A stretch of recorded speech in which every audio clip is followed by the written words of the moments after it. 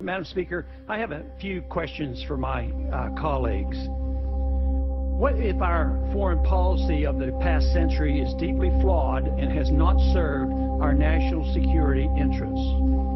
What if we wake up one day and realize that the terrorist threat is a predictable consequence of our meddling in the affairs of others and has nothing to do with us being free and prosperous? What if propping up repressive regimes in the Middle East endangers both the United States and Israel?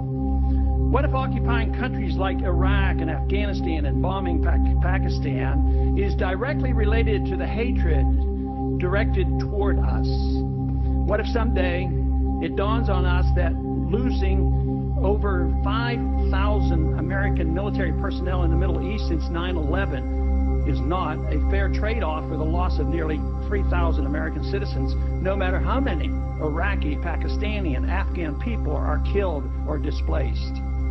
What if we finally decide that torture, even if called enhanced interrogation technique, is self-destructive and produces no useful information, and that contracting it out to a third world nation is just as evil?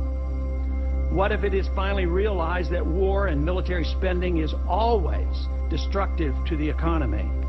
What if all wartime spending is paid for through the deceitful and evil process of inflating and borrowing? What if we finally see that wartime conditions always undermine personal liberty? What if conservatives who preach small government wake up and realize that our interventionist foreign policy provides the greatest incentive to expand the government? What if the American people woke up and understood that the official reasons for going to war are almost always based on lies and promoted by war propaganda in order to serve special interests? What if we as a nation came to realize that the quest for empire eventually destroys all great nations? What if Obama has no intention of leaving Iraq? What if a military draft is being planned for the wars that will spread if our foreign policy is not changed? What if the American people learn the truth, that our foreign policy has nothing to do with national security, that it never changes from one administration to the next? What if war and preparation for war is a racket serving the special interests? What if President Obama is completely wrong about Afghanistan and turns out worse than Iraq and Vietnam put together?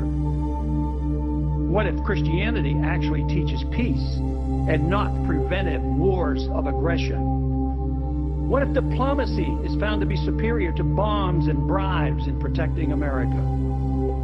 What happens if my concerns are completely unfounded? Nothing. But what happens if my concerns are justified and ignored? Nothing good.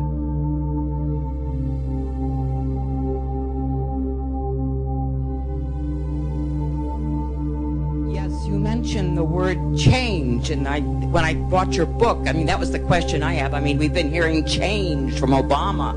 If you could confront Mr. Obama tomorrow, how would you pin him down when he uses that word change? Well, I probably wouldn't do it directly as much as I would go to his supporter if I was addressing supporters of the audience. That change means nothing. It's just the word, and it's a cliche. And just to repeat it has no meaning. You have to say, what are you going to change? And I would argue, you offer no change.